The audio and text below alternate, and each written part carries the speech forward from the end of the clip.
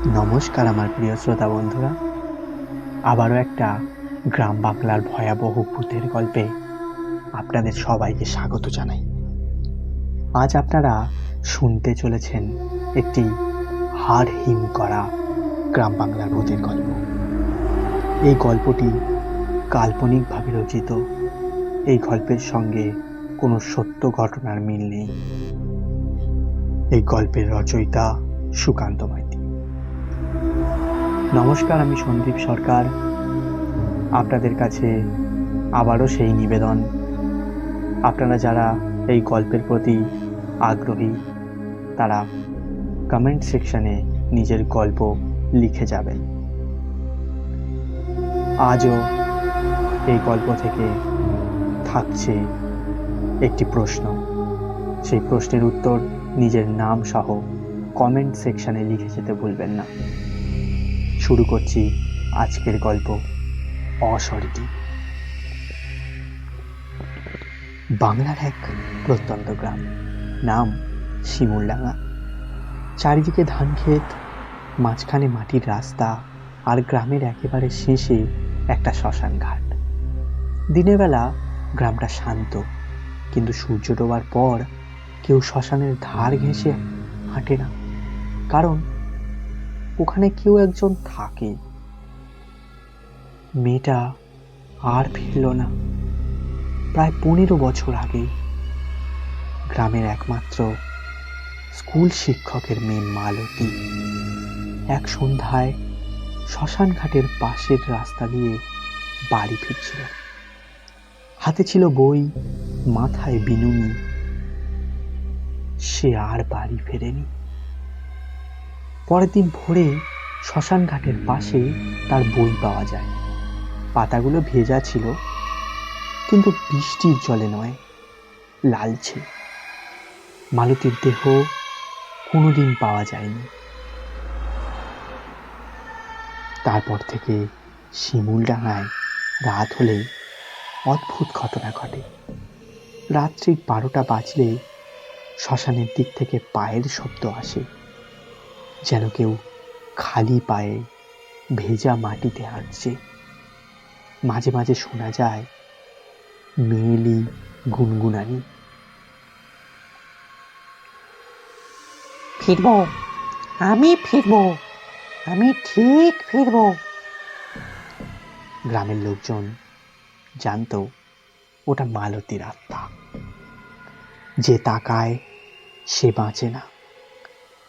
এক রাতে গ্রামের যুবক বাপন সাহস দেখাতে শ্মশানের দিকে গিয়েছিল। সে বলেছিল, ভূত ভূত কিছু না, ভূত ভূতে আমি বিশ্বাস করি না। রাত 1:30 নাগাদ সে দেখতে পায় একটা মেয়ে, সাদা শাড়ি পরে, চুল সামলে ঝুলে, পিঠ ফিরিয়ে দাঁড়িয়ে। বাপন ডাকে, এই ওখানে কে রে? ওখানে কে? মেয়েটা ধীরে ধীরে ঘুরে দাঁড়ায়। তার মুখে চোখ নেই, মুখটা ফাঁকা। পরের দিন সকালে বাপনকে পাওয়া যায় শ্মশানের পাশে। তার চোখ দুটো নেই, মুখে জমে আছে অদ্ভুত একটা হাসি। তারপর থেকে গ্রামে কিছু নিয়ম তৈরি হয়। শ্মশানের ধার দিয়ে কেউ যায় না। রাত 11টার পর কেউ বাইরে থাকে না। রাতে কারোর ডাক শুনলে উত্তর দেওয়া যায় না। সাদা শাড়ি পরা কাউকে দেখলে তাকানো নিষেধ। কিন্তু সব থেকে ভয়ঙ্কর নিয়মটা ছিল, রাতে যদি কেউ তোমার নাম ধরে ডাকে, জানলা খুলবে না। গত বছর এক শহরের ছেলে ডাঁড়া বাড়িতে থাকতে এসেছিল। সে এসবে বিশ্বাস করত না। এক রাতে সে শুনল, সুমন, সুমন, দরজাটা খোলো। কণ্ঠটা ছিল খুব চেনা। সে দরজাটা খুলল। পরের দিন সকালে বাড়ির ভিতরে শুধু একটা সাদা শাড়ি পরেছিল। সুমনের আর কোনো খোঁজ পাওয়া যায়নি। আজও শিমুলডাঙায় গেলে লোকেরা বলে, রাতে যদি শ্মশানের দিক থেকে কারোর হাঁটার শব্দ শোনো, জানবে ও ফিরছে, ও ফিরছে। শহরের ছেলেটা হারিয়ে যাওয়ার পর শিমুলডাঙা আর আগের মতো থাকেনি। গ্রামের বাতাসে যেন সবসময় একটা চাপা গন্ধ, ভেজা মাটি, ধূপ আর পোড়া চুলের গন্ধ। রাতের কুকুরগুলো আর ডাকে না, শিয়াল ডাকে না, শুধু মাঝে মাঝে শোনা যায় খস খস খস করে একটা অদ্ভুত আওয়াজ, যেন কেউ ধান ক্ষেতের ভিতর দিয়ে যাচ্ছে। সুমন যে বাড়িতে ভাড়া থাকতো, সেই বাড়ির বৃদ্ধ মালিক হরিপদ মণ্ডল একদিন ঘর পরিষ্কার করতে গিয়ে একটা পুরনো খাতা খুঁজে পেল। খাতাটা ছিল মাটিতে পোঁতা, পাতাগুলো হলদেটে। শেষ পাতায় লেখা ছিল, মালতী মরেনি, ওকে নেওয়া হয়েছে শ্মশান শুধু দরজা পর্যন্ত পরিষ্কার করার জন্য।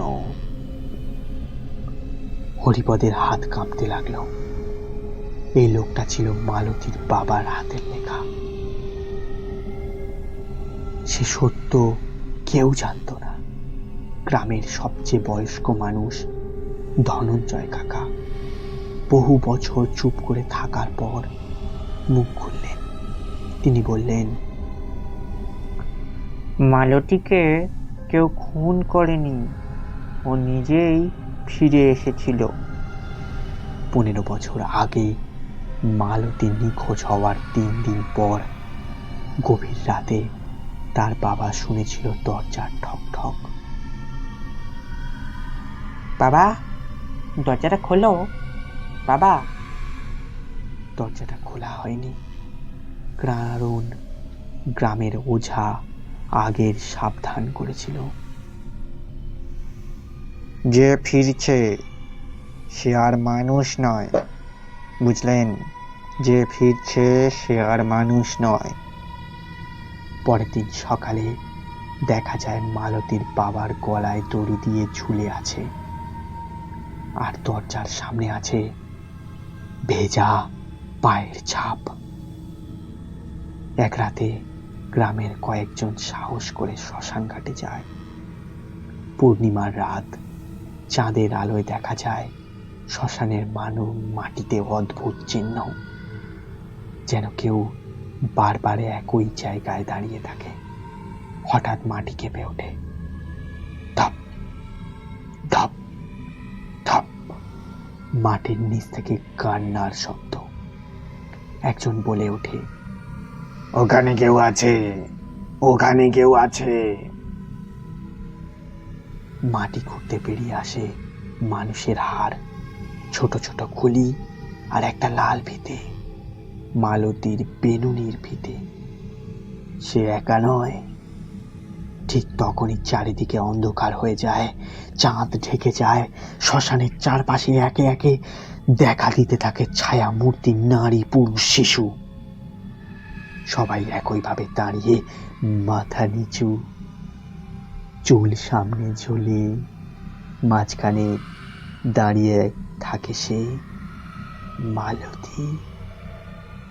একবার মুখ দেখা যায়, চোখ দুটো নেই, কিন্তু গর্তের ভিতরে যেন আলো জ্বলছে। সে বলে, আমি একা না, তোরা সবাইকে আমার মতো করব, আমার মতো। পরের দিন সকাল থেকে গ্রামের নতুন নিয়ম জারি হয়। সন্ধ্যার পর কেউ একা থাকবে না। শ্মশানের দিকে মুখ করে ঘুমোনো যাবে না। বাড়িতে আয়না ঢেকে রাখতে হবে।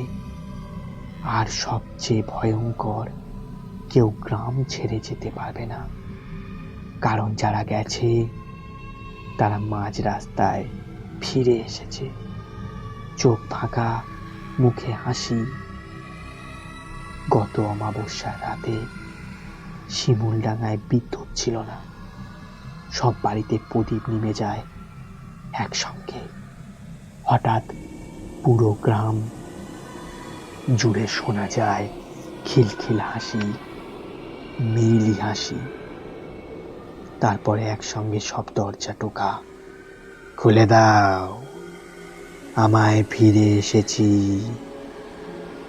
যারা দরজা খুলেছে তারা আর মানুষ রইল না। আজ শিমুলডাঙ্গা গ্রামটা মানচিত্রে আছে, কিন্তু ওখানে গেলে দেখবে বাড়ি আছে, রাস্তা আছে, শ্মশানও আছে, কিন্তু মানুষ নেই। আর যদি তুমি রাতে ওখান দিয়ে যাও এবং শোনো কেউ ফিসফিস করে বলছে, এই যে দাঁড়াও, দাঁড়াও না, তাহলে জেনো শিমুলডাঙ্গা তোমাকে ডাকছে, শুধুমাত্র তোমাকে ডাকছে। নমস্কার, আমি সন্দীপ সরকার। এই ছিল আজকের গল্প। আজকের গল্প এই পর্যন্তই। এই গল্পে প্রথমে বলা কথা অনুযায়ী এই গল্পের প্রশ্ন হলো, মৃত ব্যক্তি মানে মালতীর বাবা কিভাবে মারা গিয়েছিল? এর উত্তর আপনারা আপনাদের নাম সহ কমেন্ট সেকশানে লিখে যাবেন। পরবর্তী গল্পে আপনাদের নাম গল্পের মাধ্যমে আমি প্রচার করব। নমস্কার, আজকের গল্প এই পর্যন্ত।